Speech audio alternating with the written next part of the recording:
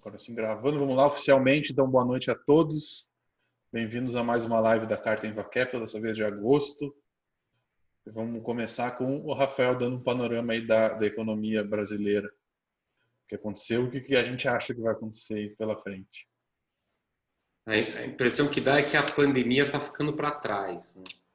Porque está todo mundo agora falando do crescimento da dívida, falando das reformas que possivelmente virão, mas eu fiz questão de mostrar a curva do crescimento da dívida, que é o que está ali no gráfico, que obviamente vai crescer, todo mundo sabe que vai crescer, e aquela estimativa que a gente coloca ali, aquela expectativa do endividamento líquido do setor público brasileiro é um pouco pior do que a estimativa do relatório Focus.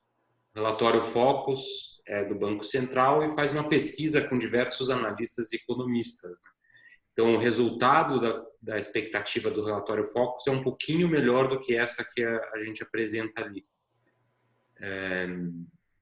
O porquê que eu coloquei um pouquinho pior? Porque a dívida líquida deduz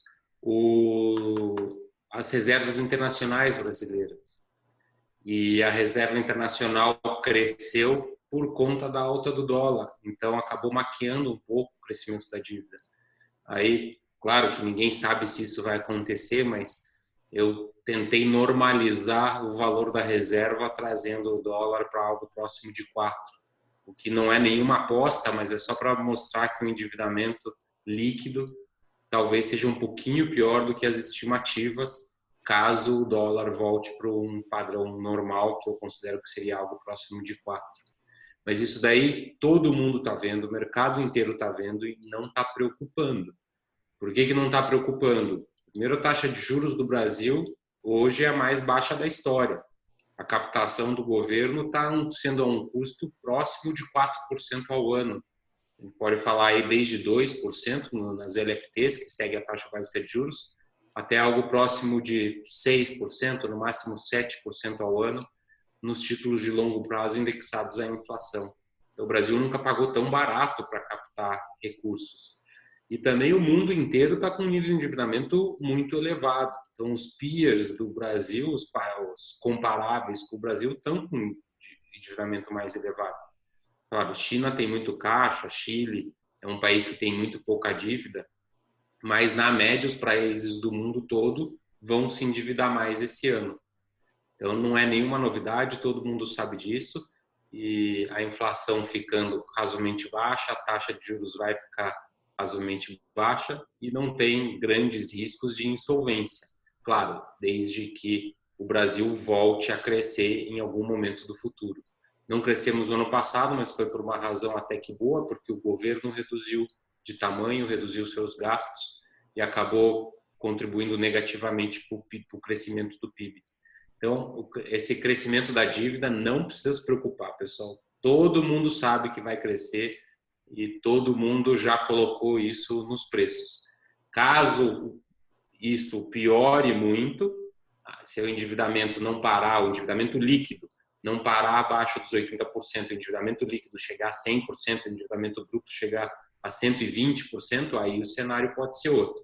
Aí é uma outra história, mas não está na mesa ainda, a gente não acredita que isso possa acontecer nesse momento. Só comentando ali embaixo, eu escrevi sobre o Renda Brasil. Renda Brasil é um projeto que vai incrementar as despesas do governo. A gente não sabe em quanto, mas serão de algumas dezenas de bilhões de reais por ano. Então, a reforma tributária, que é bem provável que agora venha, não esperem que terá redução de impostos. Muito provavelmente vai ter uma elevação de impostos. Só esperamos que não seja muito grande e que, junto a esse pequeno aumento de impostos, venha uma grande facilitação para as empresas calcularem os impostos, que hoje é muito difícil. Então, a reforma tributária deve vir, o Bolsonaro está conversando mais com... o Guedes está conversando um pouco mais com o Maia e eles estão costurando aí algumas propostas que devem vir. Seria uma proposta para a reforma tributária que talvez venha em partes, junto com isso deve vir a Renda Brasil, que seria uma reformulação do Bolsa Família, e para continuar esses benefícios que foram temporários agora nesse período de pandemia, que está trazendo muita popularidade para o governo, né? O Bolsonaro está conseguindo se manter com popularidade alta, talvez por conta... Não, e esses R$ 600 por mês diminuiu, teve um estudo da Getúlio Vargas, diminuiu muito a pobreza no Brasil, por incrível que pareça, né? R$ 600 por mês diminuiu muito a pobreza no Brasil e faz muita diferença para muita gente. Então, a renda mínima será implantada muito provavelmente pelo governo Bolsonaro. Tem uma briga se a renda mínima é algo inventado pela esquerda ou pela direita, né? Mas fato é que é o Bolsonaro que vai implantar isso. Há um pequeno custo que vai ser pago pela reforma tributária. Agora tem um fato interessante, parece que o Maia quer colocar também em pauta uma reforma administrativa.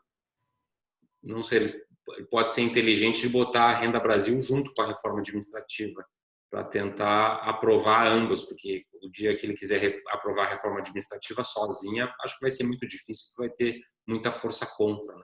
Então são capítulos aí para os próximos meses, eu diria assim, e é até positivo, porque quer dizer que o governo e o Congresso estão começando a trabalhar em prol de algo que se imagina ser melhor para o futuro. Acreditamos que seja, e é isso que está sendo colocado nos preços, eu diria. Agora, Luiz, vai para outra página, por favor. Ali a gente apresenta um pouco dos dados positivos em relação à economia. E acho que o principal deles é o saldo da balança comercial. O saldo da balança comercial do mês de julho, que foi de 8 bilhões de dólares, foi o maior da história. Como nunca antes na história desse país, a gente teve um saldo de balança comercial tão elevado. E começa a se imaginar que o saldo da balança comercial nesse ano consiga contribuir positivamente para o crescimento do PIB, porque uma das contas do tamanho do PIB é exportação menos importação. Então, talvez o saldo da balança desse ano seja maior que do ano passado, não por conta de aumento de exportação, mas por conta da redução de importação. As exportações estão conseguindo se manter alto graças à agropecuária, também setor de madeira está exportando bastante. Só o setor de agropecuária exportou 10 bilhões de dólares agora no mês de julho. Foi recorde de exportação de carne, 600 mil toneladas de exportação de carne, se não me engano, só de frango foram 300 e poucas mil toneladas. Eu falei disso com o Júlio, que é uma pessoa que trabalha com transporte marítimo, no podcast. Vai sair no próximo domingo essa entrevista com ele, onde a gente conversa sobre o setor de agropecuária, exportações e como que o Brasil está conseguindo mandar para o exterior essas exportações, mesmo com restrição do transporte marítimo. O Brasil está conseguindo fazer isso e os dados recentes aí provam. Então, além do setor da agropecuária, a gente viu o setor do papelão ondulado, que é um segmento que a gente gosta muito de observar, porque primeiro tem que vender o papelão para depois você vender outro produto. A caixa de leite que chega no supermercado chega numa caixa de papelão. A televisão que vai chegar na sua casa chega dentro de uma caixa de papelão. E esse setor cresceu 2% já no primeiro semestre. Terminou o primeiro semestre com um forte crescimento, crescendo 6% em junho, se não me engano. Então, isso nos dá uma suspeita de que o segundo semestre será um semestre bom. O primeiro foi péssimo, obviamente, mas tem grandes chances realmente de haver recuperação. Caso contrário, as empresas não estariam comprando produtos de embalagem para embalar os seus produtos para serem vendidos na conta final. Então, foi bastante curioso ver esses dados, confesso que fiquei um pouco surpreso. E aí um outro setor que também está indo bem é o setor de material de construção civil. Também estão crescendo muito, começou a faltar produto e os preços, principalmente na região centro-oeste e nordeste, subiram. Subiu por quê? Porque está faltando material lá na loja de material de construção civil. Então, isso talvez tenha tido muito benefício desses R$600 aí que as pessoas estão ganhando, mas fato é que é o outro segmento que não está reduzindo de tamanho. Claro que varejo, turismo está reduzindo o tamanho, está bastante complicado, mas não é de todo ruim, a gente tem uma expectativa de retomada. E aí, esse Ibovespa, esses preços dos ativos que estão mais elevados, que no mês passado a gente suspeitou que pudesse ter ficado caro, estamos começando a mudar de ideia, talvez não tenha ficado tão caro não, porque a taxa de juros está muito baixa, e tem vários setores aí que estão crescendo esse ano, e diversos outros que devem vir para próximo da normalidade aí nos próximos meses. Então, não há grandes razões para o investidor reduzir muito o risco dos seus portfólios, tá? Vocês vão ver daqui a pouco que a nossa recomendação não é reduzir muito o risco, são só pequenas mudanças estratégicas, táticas, eu diria. Antes de continuar, uma pergunta relacionada ao assunto aqui: as exportações não estão aumentando por conta do dólar sobrevalorizado? Sem dúvida nenhuma está contribuindo, mas, por exemplo, o setor de madeira, até onde eu descobri, o setor de madeira está exportando porque os americanos, assim como os brasileiros, estão reformando suas casas. Inclusive, eles estão no verão, agora eles parece que têm uma tendência de reformar suas casas no verão. Então, com a madeira brasileira mais barata, talvez, em dólar, e eles querendo reformar suas casas, não tinha como não aumentar a exportação. Exportação de alimento ocorre muito por conta do problema na China. Tem um fato curiosíssimo que vocês podem escutar no podcast que liga o coronavírus com o aumento de exportação de carne. E o coronavírus também com o problema da gripe suína que eles tiveram lá. Escutem o podcast na próxima segunda-feira que a gente fala sobre isso. Então, pode ser, mas eu acho que o efeito do dólar é pequeno, porque o que está sendo exportado é alimento e madeira. Claro que não é só isso, né? Mas são dois itens bastante relevantes. E uma outra coisa importante, a importação no ano passado, se eu não me engano, foi muito forte em equipamento para a indústria de petróleo, que talvez não se repita nesse ano também, até porque a indústria do petróleo passou por um susto bastante grande no primeiro semestre. Eu não acho que é só efeito do dólar, não. Eu acho que é algo mais relevante do que apenas a cotação do dólar. Sobre os indicadores aqui, eu quero chamar a atenção aqui para a parte de renda fixa, com essa redução dos juros a 2,25, e provavelmente amanhã vamos ver mais uma redução. O Selic deve chegar a 2, o CDI já está em 0,19 ao mês, mais ou menos. Muitas matérias a gente viu que a renda fixa acabou, a renda fixa vai morrer. Mas vendo as linhas de baixo, a gente vê que não é bem o caso, né? Por exemplo, as NTNB subiram 4% no mês. No plano de voo que foi mandado, eu coloquei a lista de todos os índices de renda fixa da Ambima. Então, a renda fixa é uma classe gigantesca, a maior classe de investimento do mundo. Todos os bancos estrangeiros ganham muito mais dinheiro com renda fixa do que com ações. Então, a renda fixa está apenas começando no Brasil. E a gente vai ter que se acostumar a que a renda fixa não seja mais fixa como antes. Esse é o único porém. Vai ter que aprender a lidar com diferentes tipos de investimento, vencimentos, crédito privado, crédito público e por aí vai. Então a renda fixa não acabou, ela só vai ficar diferente. Mas foi um mês geral bom, com exceção dos fundos imobiliários. Não está fácil, depois a gente vai falar sobre fundo imobiliário. Então, no portfólio, o título é Problema Sempre Haverá. Pessoal, não tem como nós desvendarmos o futuro. O futuro é incerto e sempre será para as pessoas que falam a verdade. Então, a gente não precisa se preocupar que o endividamento está crescendo, que estão emitindo muito dinheiro, que vai acontecer isso, que vai acontecer aquilo. Sempre vai ser incerto e a gente sempre vai ter muito problema. Olha o nosso histórico do passado. Não lembro da delação da JBS, não lembro do greve dos caminhoneiros, impeachment de Dilma. Luiz, conte mais algumas aí. Teu presidente aí também comete alguns deslizes às vezes, né? O Trump gosta dos tweets, né? Então os tweets agora nem estão dando tanta bola, mas no início do governo qualquer tweet movia os mercados, né? Então, e ninguém sabia quando que ia ser feito. Então, a gente não sabe o que acontece no futuro. A gente tem que aprender a lidar com essa incerteza. A gente não pode viver na utopia de que o cenário está bom. Se você acreditar um dia que o cenário está bom, se prepare que vai vir uma tempestade que vai te derrubar bem forte.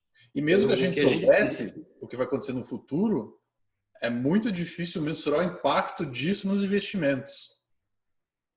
Você não sabe. O PIB vai crescer 5,2%. Tá, isso quer dizer que as ações vão subir quanto ou cair quanto? Ninguém sabe. Então, esse é outro passo. Não, hoje, Luiz, que teve uma venda de 8 bilhões, né, de reais em ações da Vale, e mesmo com uma venda de 8 bilhões, a Vale subiu. Se alguém me falasse ontem que hoje alguém venderia 8 bilhões da Vale, eu ia pensar em entrar vendido na Vale. Mas ia me ferrar. Ou seja, não necessariamente um input vai dar o output que você espera. Então, é muito mais complexo do que a gente imagina. A gente não controla nada e quem acredita que controla vai se decepcionar e vai ficar muito frustrado. Então, o nosso trabalho é, na verdade, aprender a administrar a incerteza, que faz parte da vida. A gente não vive utopia que a gente controla. E aí os investidores, eles infelizmente precisam aceitar isso, porque a gente não controla a rentabilidade. Como o Luiz sempre gosta de falar, o que a gente controla são diversos outros fatores, mas nunca o rendimento. O rendimento é fruto de um outro trabalho. E aí, falando de rendimento, o portfólio subiu 2,3% nesse último mês. Foi um rendimento bastante interessante. A única classe que caiu, mas caiu até que bastante, foi a classe de imóveis. A gente tinha reduzido a classe de imóveis no mês passado, porque realmente é uma classe que a gente está um pouco, como é que eu posso dizer, com não ranço, mas com uma visão mais negativa para os próximos meses. Boa, Luiz. Eu não consigo às vezes falar sobre as sensações que a gente tem, mas essa intuição de que o mercado imobiliário viveria um período não tão bom está realmente acontecendo. O mercado residencial imobiliário não está mal, as vendas estão ocorrendo, as pessoas estão conseguindo trabalhar. Mas para o investidor, que principalmente é focado na renda, os aluguéis estão sofrendo, porque os shoppings estão sofrendo, os edifícios comerciais parece que vai ter uma grande mudança, e por conta disso recuou. Em contrapartida, a carteira de ações está sensacional, subiu quase 10% no mês passado. Os investimentos alternativos foram razoavelmente bem e a classe de renda fixa foi muito bem. Vamos agora entrar na classe de renda fixa, aproveitando que a gente falou dela. A classe de renda fixa subiu 2,3%. As NTN-Bs foram o que puxaram, né? E a gente estava mais pesado nas NTN-Bs mais longas e elas estavam atrasadas. Mas você pode ver que a 2050 subiu quase 9% nesse último mês. Luiz, confesso que quando eu vi o 8%, falei tudo isso, fui lá conferir a variação do PU do título, do preço do título, e realmente foi isso que subiu. Esse é um conceito de renda fixa, duration, que a gente vai ter que aprender a se acostumar, né? Quanto mais longo o vencimento, mais sensível a mudança na taxa de juros é um título, então mais ele varia de preço. A de 2035, por exemplo, variou menos por causa disso, ela vence antes.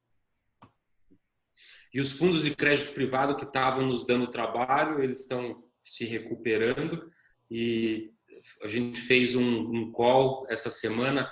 E Murilo, fala aí do call que você fez com a RX, porque esses fundos estavam, a gente estava com um amargo na garganta por conta deles e eles precisam recuperar o espaço perdido.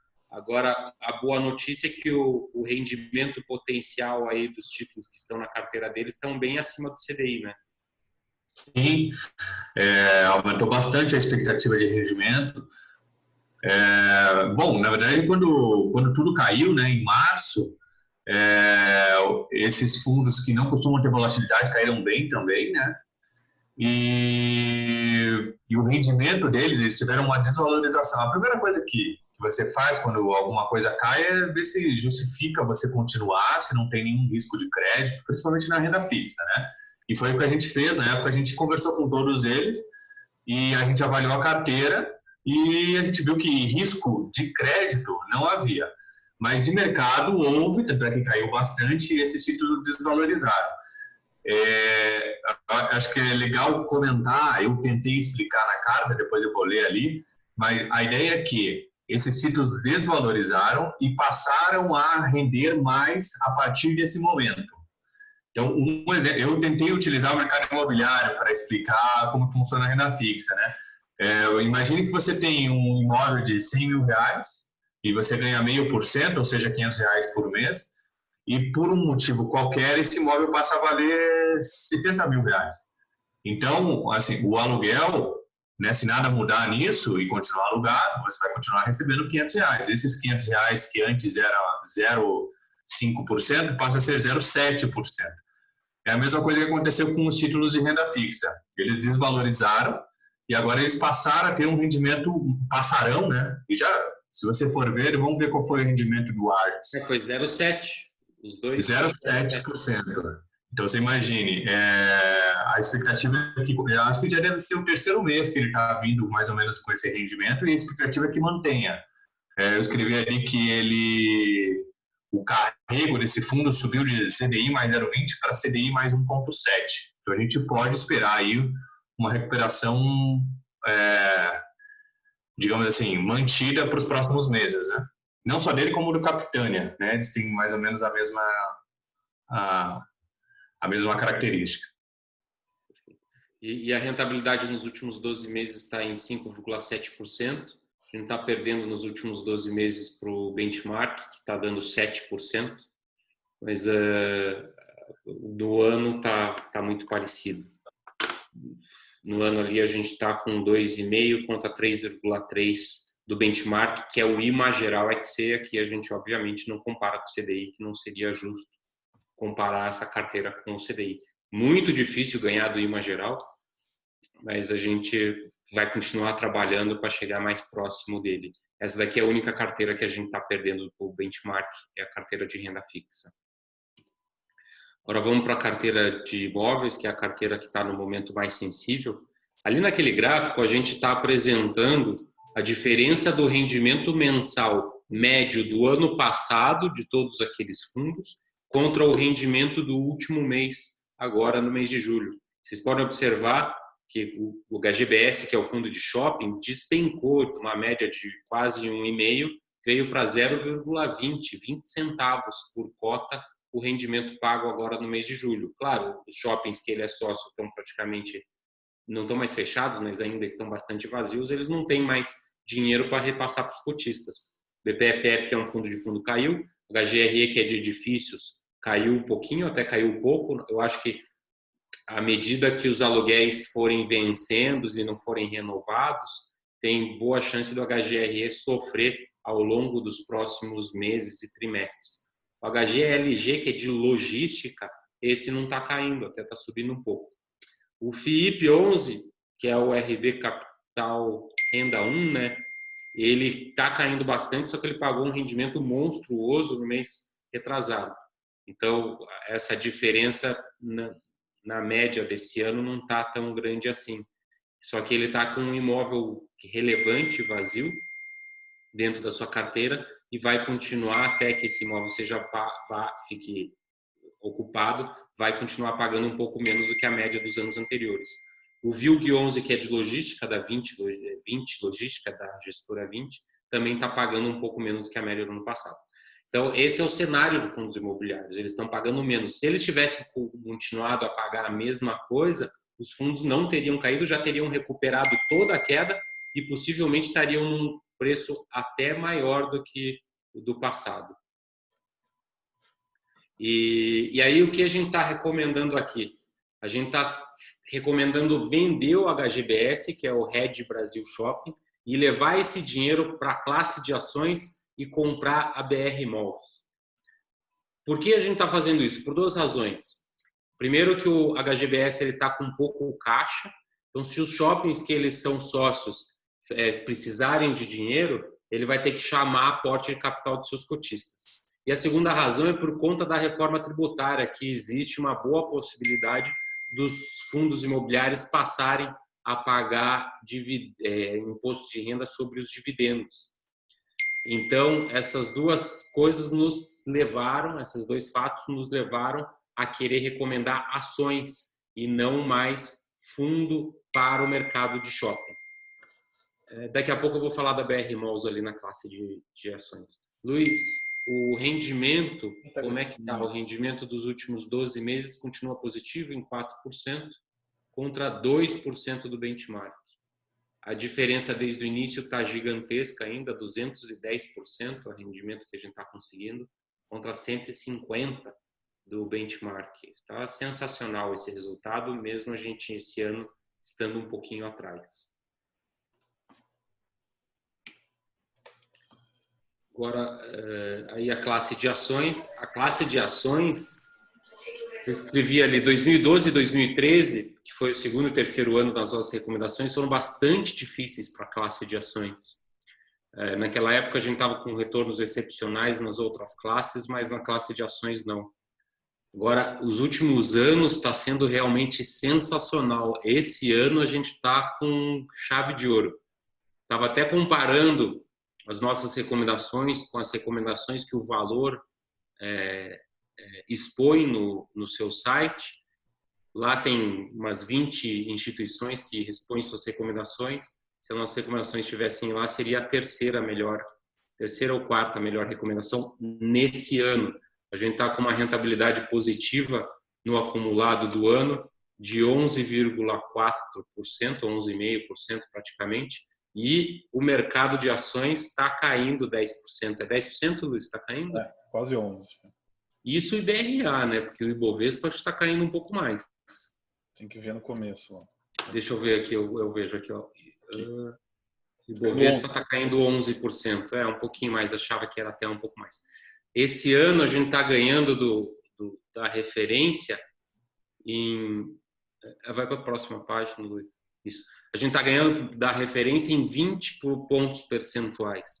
Isso daqui é um absurdo, pessoal. Se a gente ganhar 1 ponto percentual a mais ao ano, que é, na verdade, o que a gente está ganhando desde o início, a gente já está super feliz. Luiz, mostra ali a rentabilidade desde o início.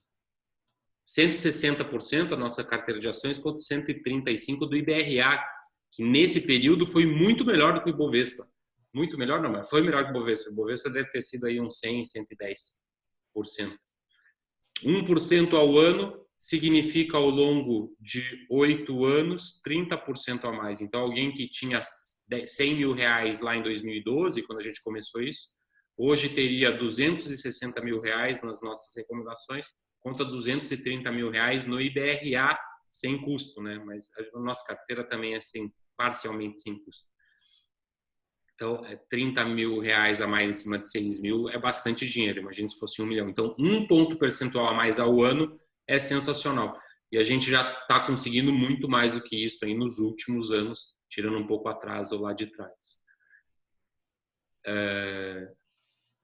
E teve diversas mudanças, né? 3 mudanças, né? Que é um recorde para a gente, acho. É um recorde.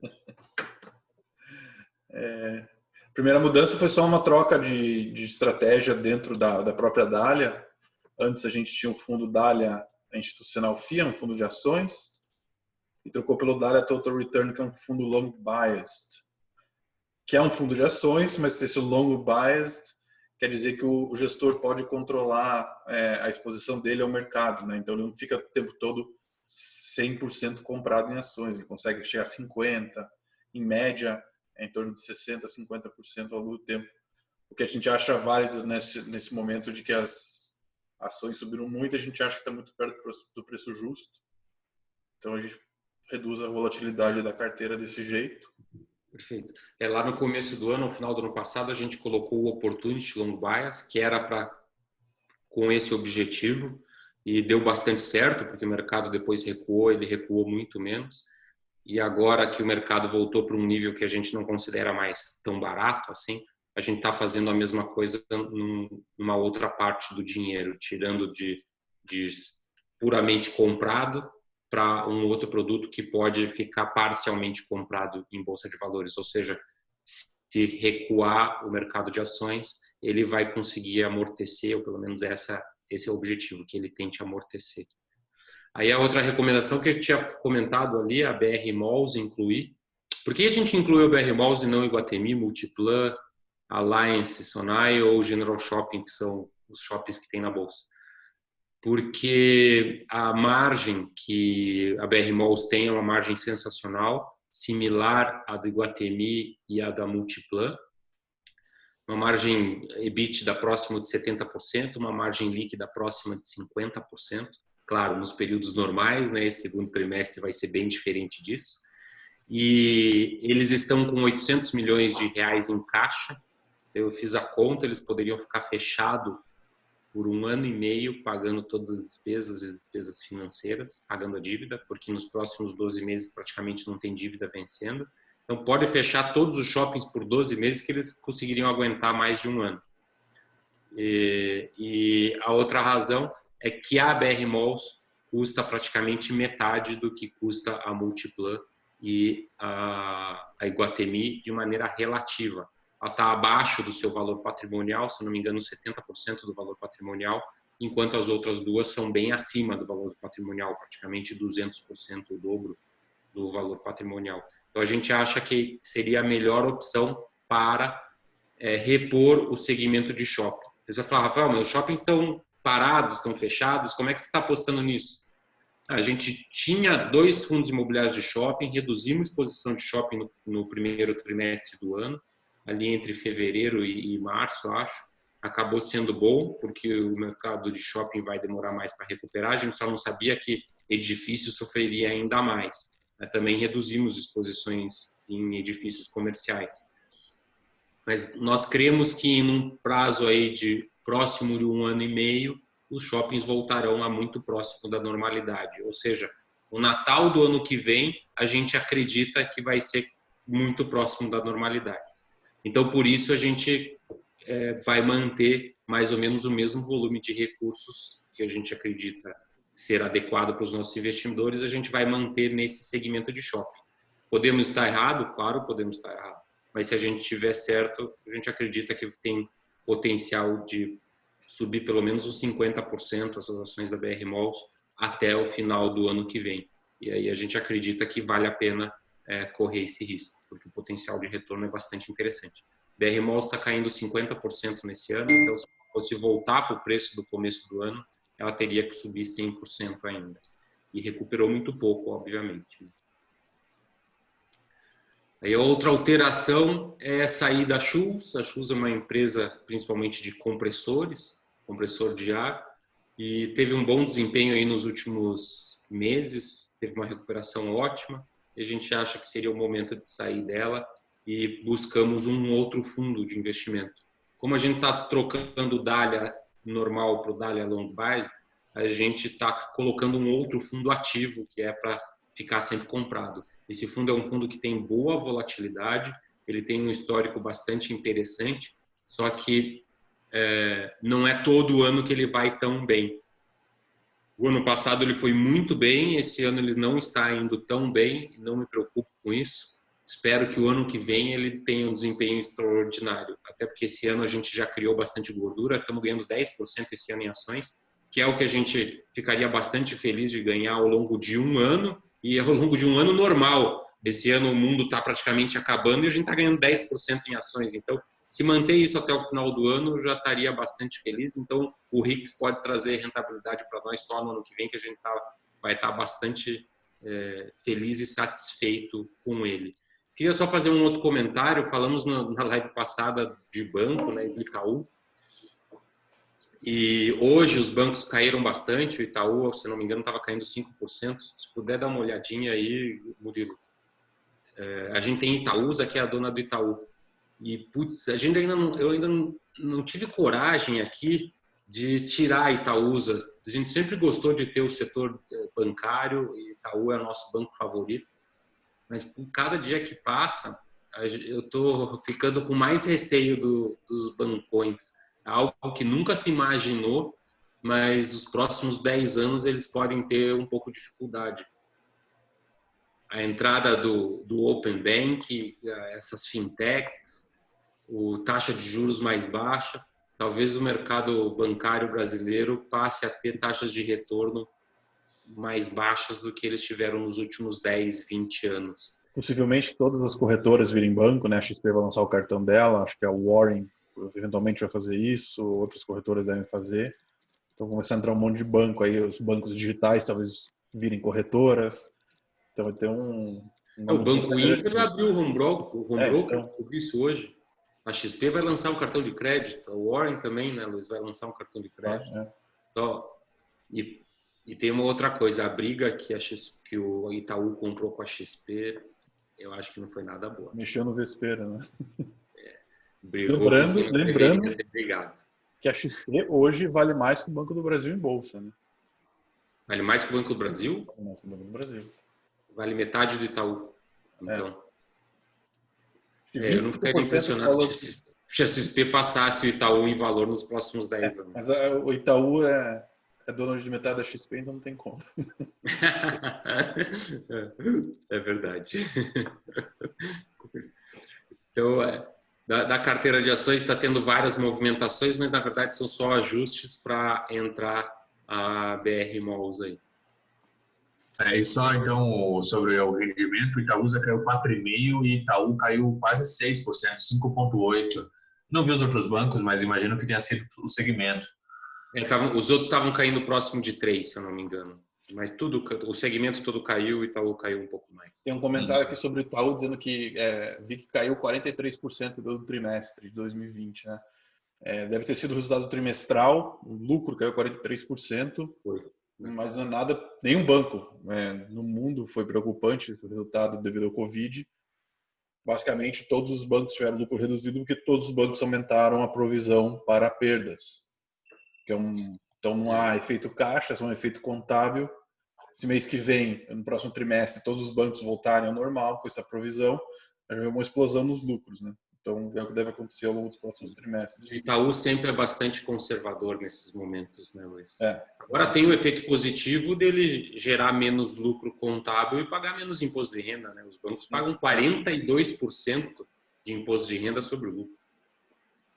Então, não é nada desesperador, é só uma mudança contábil devido ao tempo que a gente está passando, mas deve voltar ao normal ao longo dos próximos trimestres. Agora vamos para a carteira de alternativos, que também está com um resultado excepcional. Não tanto em rentabilidade, mas a gente exagerou no controle de risco aqui, né?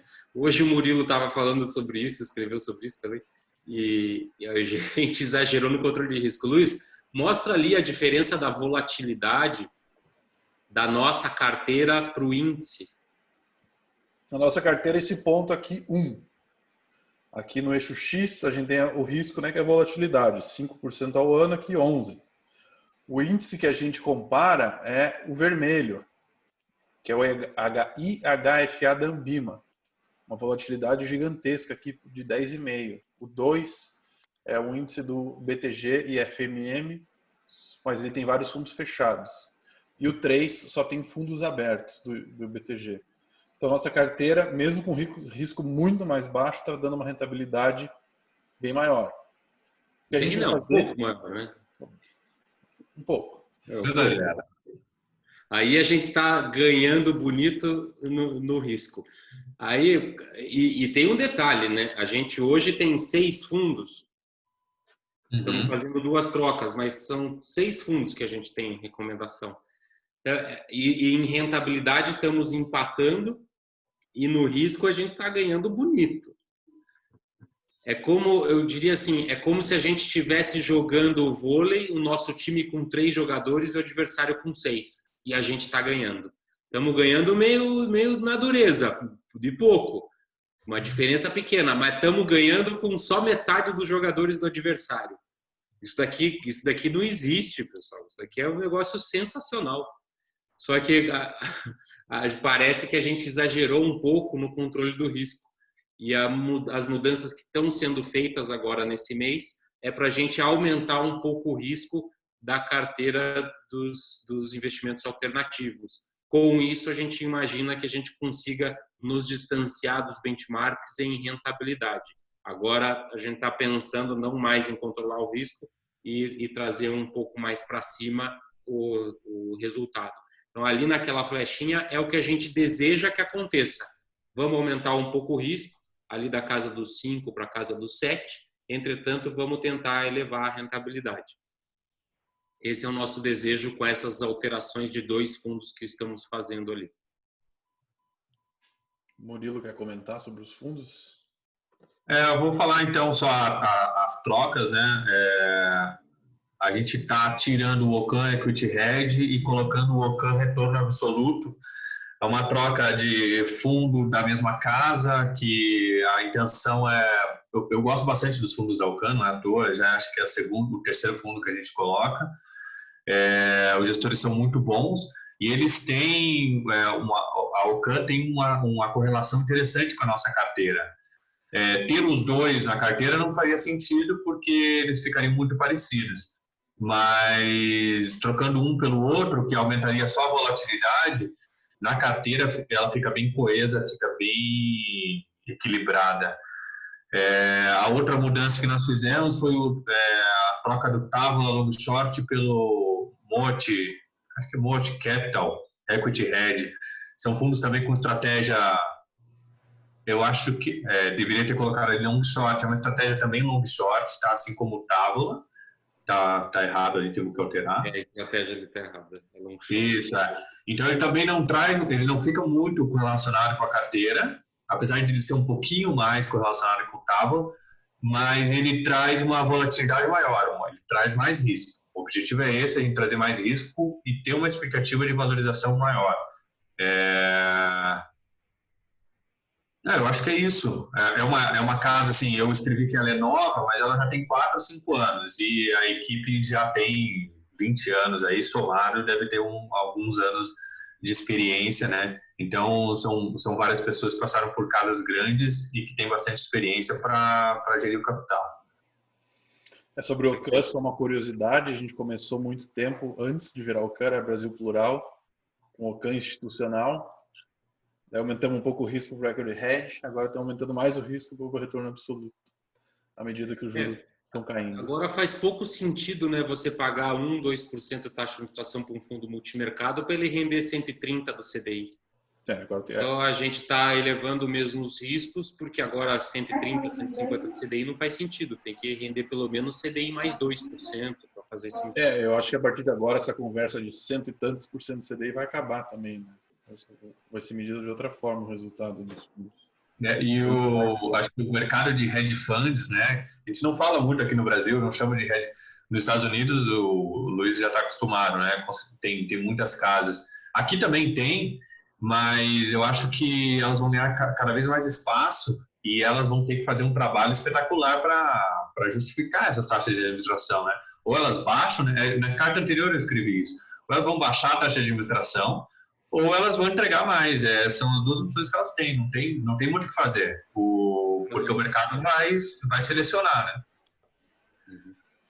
E na renda fixa, talvez por isso também que os spreads dos títulos privados subiram, né? Porque não faz sentido você emprestar dinheiro para uma empresa para ganhar 110 do CDI, 120 do CDI. Não faz sentido algum. Tem que ter um spread maior mesmo. Tem que ter um prêmio maior para fazer sentido. Agora, para finalizar, queria só fazer um comentário. Mês que vem a gente fecha 9 anos de recomendações públicas pela Inva Capital. Nós começamos apenas como uma empresa de consultoria e com um setor de análise. A gente não fazia gestão de carteira, a gente só fazia consultoria. Então, para nós era muito importante ter o relatório de análise para ter alguma referência pública. De alguns anos para cá, 4 anos, a gente se credenciou como gestora de recursos também, então a gente tem gerido as carteiras dos clientes e temos cada dia menos clientes e modelo de gestão não discricionária, que seria o modelo de consultoria. E é bem provável que a gente pare de divulgar as recomendações públicas ainda nesse ano. Nós provavelmente continuaremos passando os resultados do portfólio recomendado e das carteiras recomendadas, mas não mais de maneira aberta. Esse relatório, essa carta é algo que praticamente ninguém no mercado faz. e ninguém conseguiu construir esse histórico que nós conseguimos construir. Se você encontrar alguém que tem esse histórico público que nós temos, por favor, me mande, porque eu vou querer cumprimentá-lo e parabenizá-lo também, porque eu não conheço ninguém que tenha conseguido isso. Os bancões tentaram fazer, mas todos param porque não conseguem manter resultado bom. Se você for olhar as carteiras sugeridas pelas corretoras lá no valor, você vai ver que, na média, eles perdem para o Ibovespa, por exemplo. Diferente de nós, que estamos ganhando dos 3 benchmarks mais difíceis aí. Mas fato é que a gente deve interromper. Isso daqui dificulta um pouco a nossa execução para os clientes. Então, a gente não pode fazer operações para clientes antes de ficar pública as nossas recomendações. O setor de gestão ali recebe as cartas junto com todos os clientes. Então, isso a gente talvez pare nos próximos meses. Vai ser um momento de certa tristeza para mim, eu confesso. Tenho muito orgulho disso, mas o mundo gira, né? E a gente tem que andar para frente. Então, agradeço a todos vocês já que acompanham a carta há tanto tempo. E se vocês quiserem continuar tendo as nossas recomendações, é só nos ligar e manter o nosso contrato ativo, que o trabalho vai continuar igual, talvez até melhore um pouco, porque vai se tornar mais dinâmico. E porque só estamos avisando isso com vários meses de antecipação, para não me ligarem chorando lá no final do ano que não tem mais a carta pública sendo divulgada. E para quem é nosso cliente de gestão, tanto na XP quanto na RB, a gente já começa a fazer essas recomendações a partir de amanhã. Não precisa nem se preocupar. Bem lembrando. Então é isso, pessoal. Mandem suas perguntas no chat, por favor. Não tem nenhuma pergunta ainda. A gente vai esperar mais um pouco. Enquanto isso, a gente pode falar. Nós alongamos um pouco hoje, né? Hoje falamos bastante. Culpa é minha. Você enche de conteúdo aí, ó, e fica falando que a culpa é minha agora. Mas é verdade, tinha bastante coisa hoje, né? Teve movimentações, esse negócio da tensão de que o coronavírus está matando a economia. Então... Isso é algo que o Rafael falou, isso aqui é desde o início de 2011 até o final de 2019, o Ibovespa subiu 66%, cerca de 6% ao ano. O IBRA subiu 125%, 9,5% ao ano. E nossa carteira? Nossa carteira. É que aqui não é igual, que é desde janeiro de 2011, nossa carteira construiu. Mas vai dar uns 150, acho, nossa carteira. Por aí. Então, é isso. Alguém me perguntou se está sendo gravada. Sim, está sendo gravada e eu vou colocar no canal do YouTube da Inva Capital ainda hoje. E no podcast também, se alguém quiser escutar no carro e do trabalho, será disponível lá.